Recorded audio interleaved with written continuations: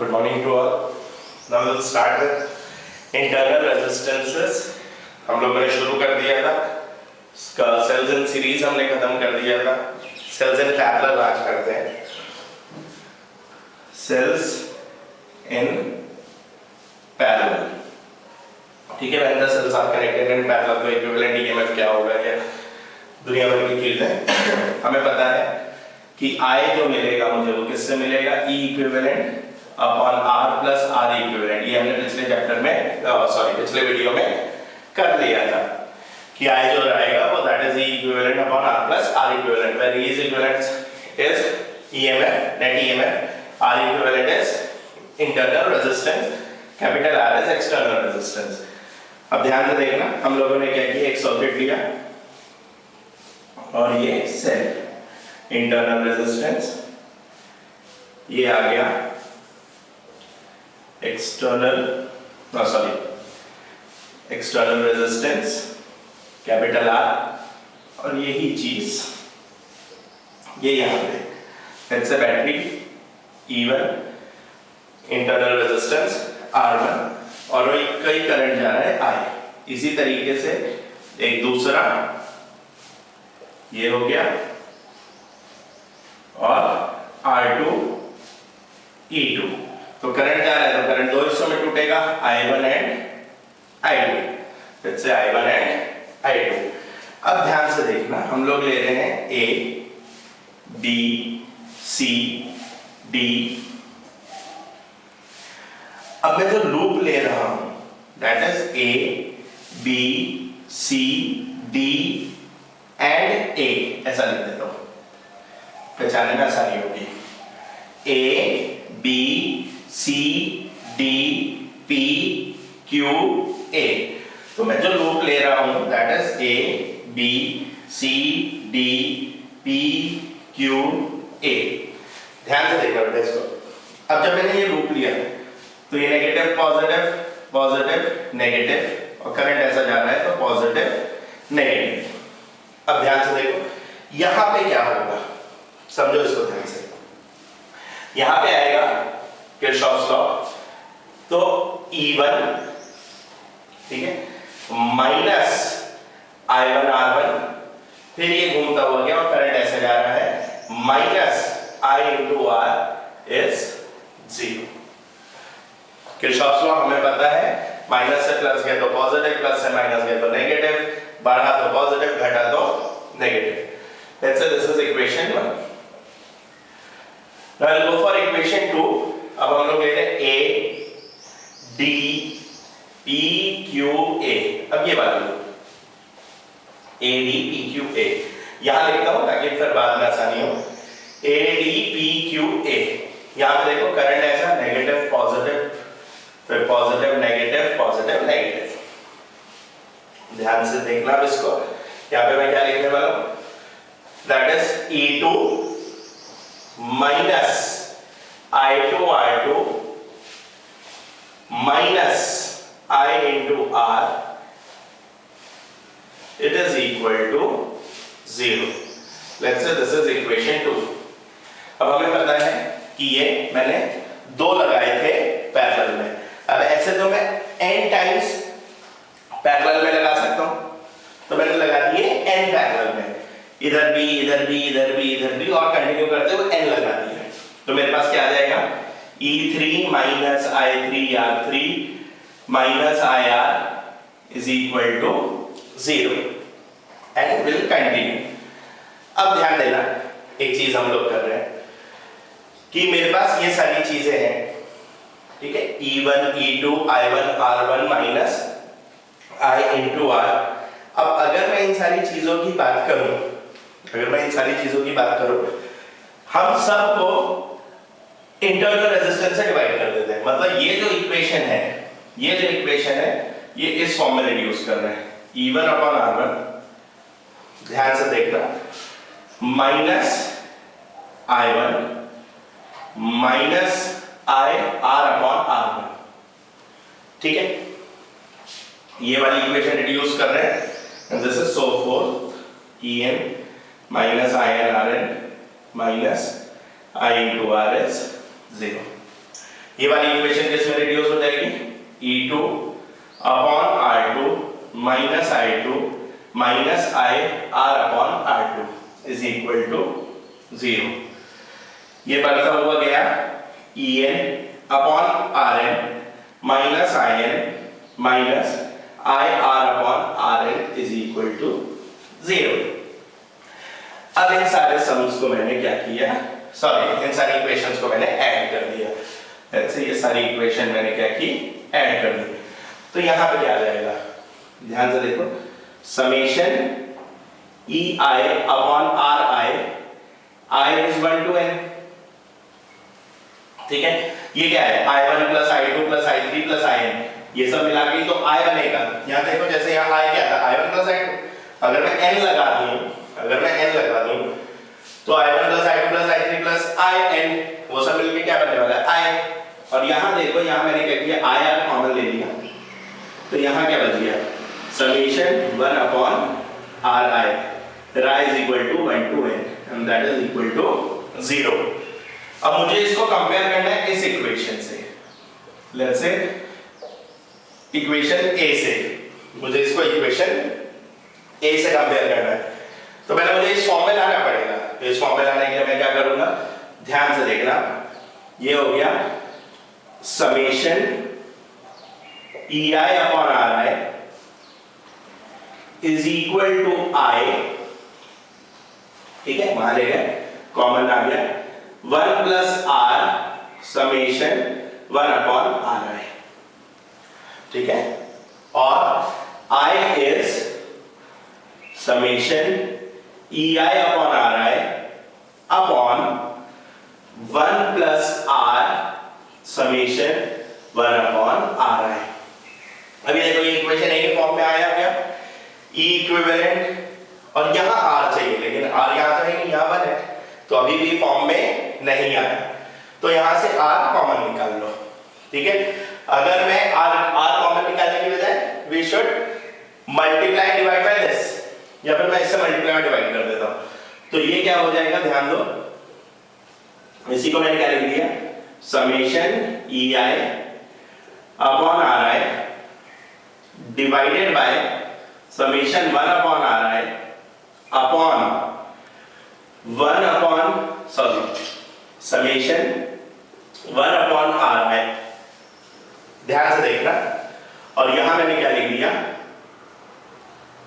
1 upon summation 1 upon RI, और ये हो गया 1 plus R summation 1 upon RI, ठीक है।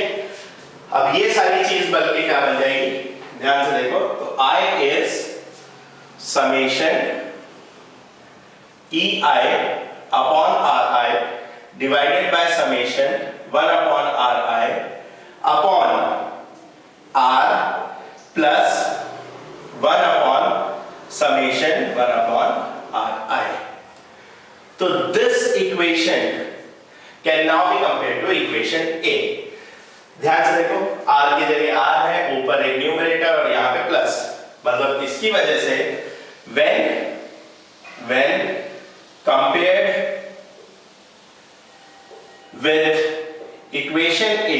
when compared with equation A, we get E equivalent is summation EI upon RI divided by summation 1 upon RI and R equivalent internal resistance, it will be 1 upon summation 1 upon RI। तो इस तरीके से हमारे पास E equivalent और R equivalent आ जाएगा। एक बार फिर से सुन लो, थोड़ा लंबा डेरिवेशन है।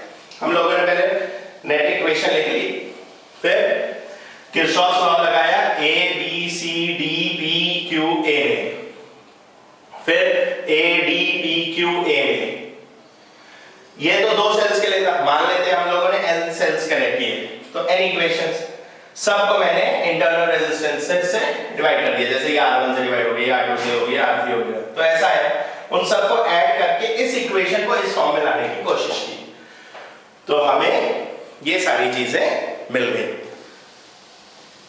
अब फिर वही केस कि भैया सेल्स पैरेलल में है तो नेट ईएमएफ क्या होगा अगर सेल्स आइडेंटिकल हैं, और वही जो हम लोगों ने सीरीज में किया था। Let's say n cells identical, ठीक है, n cells identical are connected. देखिए अगर n identical cells are connected तो E इक्विवेलेंट क्या हो जाएगा, ध्यान से देखना। तो E इक्विवेलेंट क्या होगा, E1 R1 plus E2 R2 plus E3 R3 ये कह रहा है, तो यही अगर n टाइम्स है और सब सेम है तो Ne by R upon sorry ये हो गया Ne by R, सही है, Ne by R, और ये क्या है 1 by R1 plus 1 by R2 तो n by R, तो यहां पे n से n कैंसिल हो गया, R से R कैंसिल हो गया, मतलब E इक्विवेलेंट क्या हो गया E। इसका मतलब क्या हुआ कि अगर मैं पैरेलल में कनेक्ट करता हूं और आइडेंटिकल सेल्स हैं तो भैया सबका ईएमएफ बराबर रहेगा, सबका ईएमएफ बराबर रहेगा। Let's talk about R equivalent. अब अगर मैंने आर इक्विवेलेंट लिया तो आर इक्विवेलेंट में ध्यान से देखो तो ये हो जाएगा 1 upon n by r, 1 upon n by r, तो ये हो गया r बाय n। अब इसमें एक बहुत अच्छी बात है, देखो E इक्विवेलेंट तो E था लेकिन R equivalent R by N हो गया, मतलब आपने EMF चेंज किए बिना इंटरनल रेजिस्टेंस घटा दिया। EMF चेंज नहीं हुआ लेकिन इंटरनल रेजिस्टेंस 1 बाय N हो गया, मतलब अगर R है मैंने 2 लगा दिए तो R बाय 2, 3 लगा दिए तो R बाय 3। तो ये तरीका है जिसमें आपको EMF चेंज ना करना पड़े और आपका इंटरनल रेजिस्टेंस भी घट जाए। तो this was cells in parallel. Now will continue with mixed combination. Mixed combination NCERT का इंपॉर्टेंट टॉपिक है और जेईई में भी एक बार आया हुआ है। मिक्स्ड कॉम्बिनेशन मतलब सीरीज और पैरेलल दोनों में।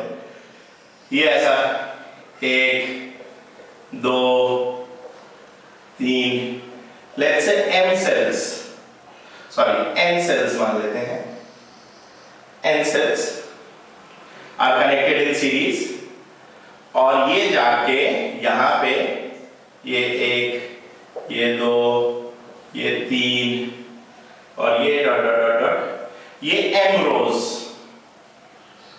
m cells and m rows। तो n cells are connected in series, n cells are in series, मतलब यहाँ भी n cell सीरीज में और रोज कितने हैं m, आइडेंटिकल की बात कर रहे हैं, EMF E R, ठीक है ऐसा। तो अब मुझे बताओ E इक्विवेलेंट कितना होगा। E इक्विवेलेंट सीरीज में होने की वजह से एक ब्रांच का EMF कितना हो गया NE, सीरीज में होने की वजह से एक ब्रांच का EMF कितना हो गया NE, दूसरे का NE, तीसरे का NE, चौथे का NE, n यहां तक का NE, और हमें पता है कि ये NE सब पैरेलल में और पैरेलल में EMF में चेंज नहीं आएगा, तो सीधी सी चीज है NE by R, सीधी सी चीज है it will be NE by NE। अब R इक्विवेलेंट की बात कर लेते हैं।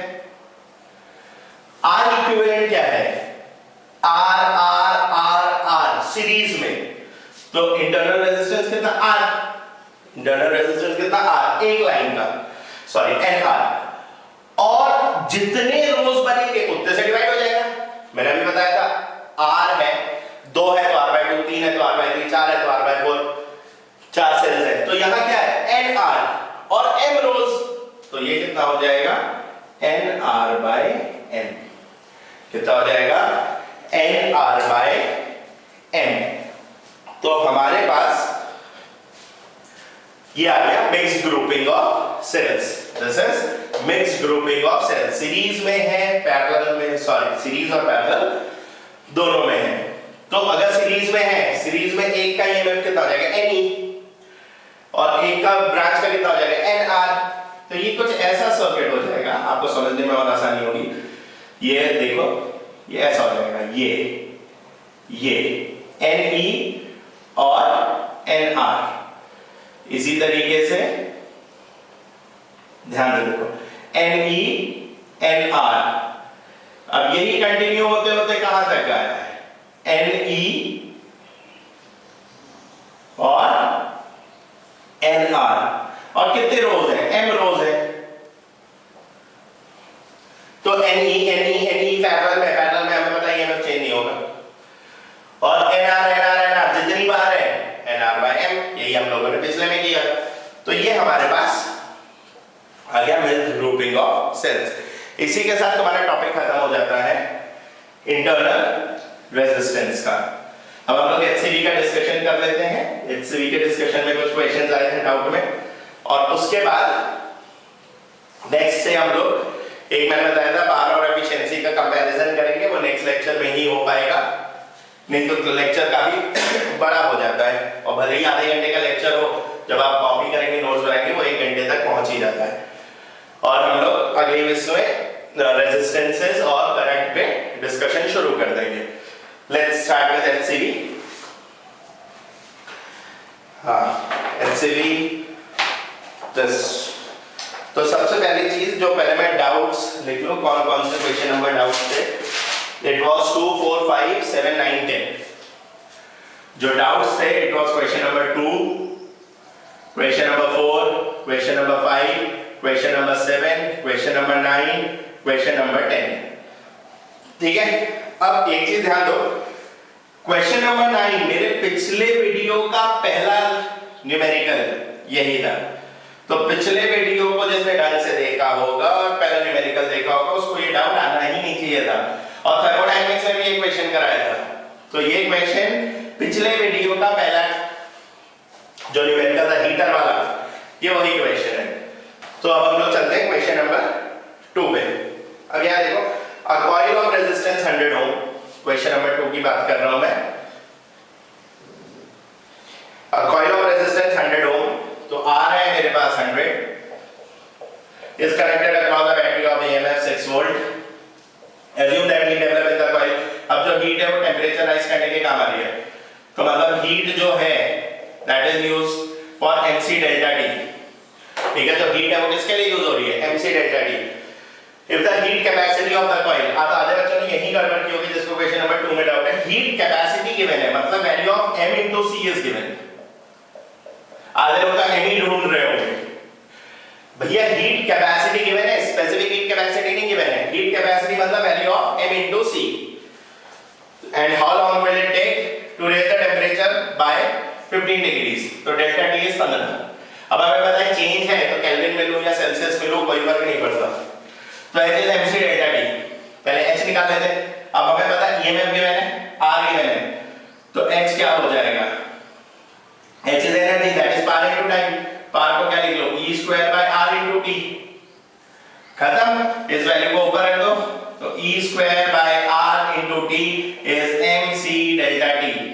E square हो गया 6 का स्क्वायर, R की वैल्यू हो गई 100, ये हो गया T, M into C की वैल्यू 4, डेल्टा T की वैल्यू 5, 15। सॉल्व करो, T निकल गया। This was question number 2। तो this is done। Question number 4, a heater coil is to be constructed। A heater coil is to be constructed with a nichrome wire। Resistivity given है 1 into 10 to the power minus 6 ohm meter। Resistivity 10वीं में पढ़ा हुआ है, which can operate at 500 watt। Power हो गया 500 watt, connected to a 250 volt power supply। तो जो वोल्टेज है that is 250 volt। अभी काट में दे रहा है what would be the resistance of the coil। ठीक है, तो अब मुझे सबसे पहले निकालना है रेजिस्टेंस। तो रेजिस्टेंस निकालने का बहुत सिंपल तरीका, तो P is equal to V square by R। आपके पास V है, P है, तो R निकल गया, तो R हो गया V square by P। ठीक है, फर्स्ट पार्ट हो गया। Second part, if the cross sectional area of the wire, second part पे आ जाते हैं हम लोग। if the cross sectional area of the wire is 0.5 millimeter square, तो एरिया दिया है 0.5 millimeter square, that is 0.5 into 10 to the power minus 6 metre square. What length of the wire would be needed? अब मेरे पास r निकल गया part 1 से, तो r is equal to rho l upon a। r निकल गया फ्रॉम पार्ट 1, रो गिवन है, a given है, l निकल गया। पता नहीं क्या कर रहे हो, तो इससे l निकल जाएगा। पार्ट c, अगर मैं पार्ट c की बात करूं तो पार्ट c क्या कह रहा है? If the radius of each turn is 4। अब यहां देखो ये कॉइल है, एक टर्न का रेडियस है 4, तो ऐसे बहुत सारे ऐसे ये तो ये पूरी जो लेंथ है वो n into 2 पाई r है। अरे एक सर्कमफ्रेंस को n टाइम मल्टीप्लाई कर दो तो मुझे लेंथ मिल जाएगी, तो n into 2 pi r is l, तो n निकल गए। r गिवन है तो भाई इसी पार्ट में r कितना गिवन है, कितना गिवन है 4 मिलीमीटर, तो r इज 4 मिलीमीटर, तो n into 2 by r is n. Substitute this, you will get the value of n. How many terms are there? ये तुम्हारा क्वेश्चन नंबर 4। क्वेश्चन नंबर 4 भी हो गया। We'll go with question number 5. A bulb with reading 250 volt and 100 watt is connected to a power supply of 220 volt. Question number 5 की बात कर लेते हैं। Example 5। Situated 10 meter away from a copper wire। ठीक है भैया, मेरे पास एक बल्ब लगा है और इसको हम लोगों ने कनेक्ट किया है पावर सप्लाई से। तो जैसे ये पावर सप्लाई है नीचे है, तो इससे कनेक्ट कर दिया मैंने, ठीक है, तो कनेक्ट कर दिया जो 10 मीटर दूरी पे है, मतलब ये जो दूरी है यहां से वो 10 मीटर दूरी पे, और पावर सप्लाई कनेक्ट है। सीधा है, मुझे दोनों कनेक्ट करने पड़ेंगे ना, पॉजिटिव और नेगेटिव। ये कनेक्शन थोड़ी होगा कि सिर्फ नेगेटिव से जोड़ दिया खत्म। अरे तो इसका क्या करूं मैं? कनेक्शन तो पूरा होना चाहिए ना, तो 2, मतलब आपका जो भी आंसर आएगा into 2 will be your final answer, क्योंकि एक वायर ये लगेगा। अरे एग्जैक्टली ये वायर भी तो यहां है, तो जो भी आंसर आएगा into 2। हाउ मच, अब उन्होंने क्या क्या दिया है, चलो लिख लेते हैं। रेटिंग, जो बल्ब की रेटिंग है, पहले हम बल्ब की बात करते हैं, ध्यान से सुनना। बल्ब की जो रेटिंग है दैट इज 250 वोल्ट 100 वॉट, तो रेजिस्टेंस निकल गया। रेजिस्टेंस क्या हो जाएगा? V स्क्वायर बाय P, तो V स्क्वायर बाय P 2500, मतलब 625 ओम, ठीक है। ये आ गया resistance of bulb. Let's say RB लिख देता हूं मैं, RB। अब उसने क्या बोला है? Area of cross section given है, कितना है कहां गया, हाँ 5 millimetre square. Area of cross section है 5 मिलीमीटर स्क्वायर, और 10 मीटर अवे, मतलब लेंथ है हमारे पास 10 मीटर। तो वायर, रेजिस्टेंस ऑफ वायर, तो क्या हो जाएगा? रो एल अपॉन ए। रो गिवन होना चाहिए, रो गिवन है क्या? रो गिवन, हाँ गिवन है। Resistivity of copper 1.7 into 10 to the power -8, तो ये आ जाएगा 1.7 into 10 to the power -8 into L, तो हो गया 10 अपॉन A, तो 5 into 10 to the power -6। ये हो गया रेजिस्टेंस ऑफ वायर। अब ध्यान से देखो, तो ये सर्किट कुछ ऐसा है ना भैया, वायर लगा हुआ, ठीक है, ये पूरा सीरीज में है, ठीक है, ये पूरा सीरीज में है। तो अब ध्यान से देखो, ये हमारे पास रेजिस्टेंस लगे हुए हैं, एक वायर का, एक बल्ब का, और यहां जो पावर सप्लाई है वो 220 वोल्ट की है, ठीक है। क्वेश्चन में गिवन है जो पावर सप्लाई से कनेक्टेड है वो 220 वोल्ट की। तो तुम्हारे पास करंट कितना आ गया? 220 अपॉन RW प्लस RB, ठीक है। तो ये आ गया तुम्हारे पास करंट। और मुझे क्या निकालना है? Find the power consume, sorry, how much power will be consume by connecting wires. तो ये आ गया करंट। अब ये करंट दोनों में फ्लो हो रहा है, तो इसका करंट मैंने बताया था जब भी रेजिस्टेंस हो तो पावर कैसे निकालेंगे? I square R। तो for wire it will be I square RW। I की वैल्यू यहां से, RW आपने यहां से निकाला है, इंटू टू का रीजन मैंने यहां बता दिया, एक वायर यहां पे है, सेम उतना ही वायर इधर भी है, तो this will be your answer. Calculations कर लेना, उसमें कोई बड़ी चीजें नहीं है। क्वेश्चन नंबर 5, क्वेश्चन नंबर 5 भी हो गया। Now question number 7 and 10, question number 7 and 10। तो will go with question number 7, आई हो चुका है। Question number 7, a servo voltage stabilizer restrict the voltage output to 220 volt plus minus 1%, consumes a power of 60 watt। 60 watt। अब सबसे पहली चीज इस पे ध्यान दे देते हैं, 220 वोल्ट प्लस माइनस 1, मतलब या तो वोल्टेज क्या होगा 220 प्लस 1 बाय 100 इंटू 220, तो ये कितना जाएगा, ये गया ये, तो 220 plus 2.2 that is 222.2 volt V1, और V2 कितना आ जाएगा 220 माइनस 1 बाय 100 इंटू 220, ये चला गया यहाँ, तो 220 माइनस 2.2, ये जो भी आएगा, ठीक है, ये जो भी आ जाएगा तुम्हारे पास। अब ध्यान दो, तो हमारे पास 220 में से 2.2 217.8 वोल्ट, ठीक है, V1 V2 आ गया हमारे पास। अब उसने क्या बोला है, what will be the minimum and maximum power supply. अब खत्म हो गया तुम्हारे पास, ये दे मैंने, तो रेजिस्टेंस निकाल लो, रेजिस्टेंस हो गया 60, ठीक है, बाय 220, ठीक है, 60 बाय 220, बस खत्म।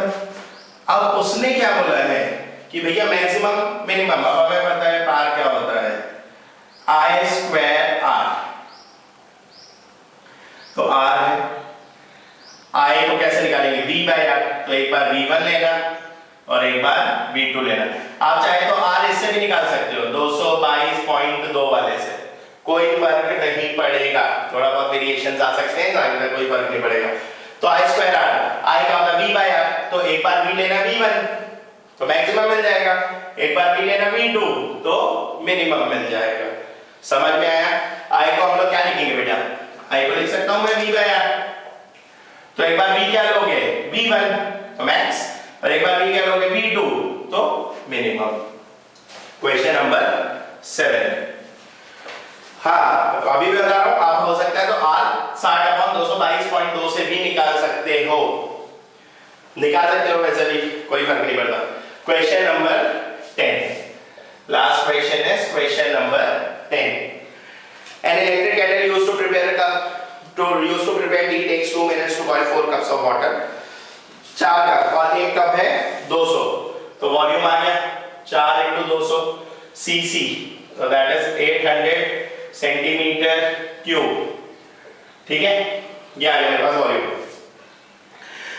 अब उसने क्या बोला है, टाइम लगता है 2 मिनट, जो ये दिस V इज वॉल्यूम, ठीक है, दिस V इज वॉल्यूम।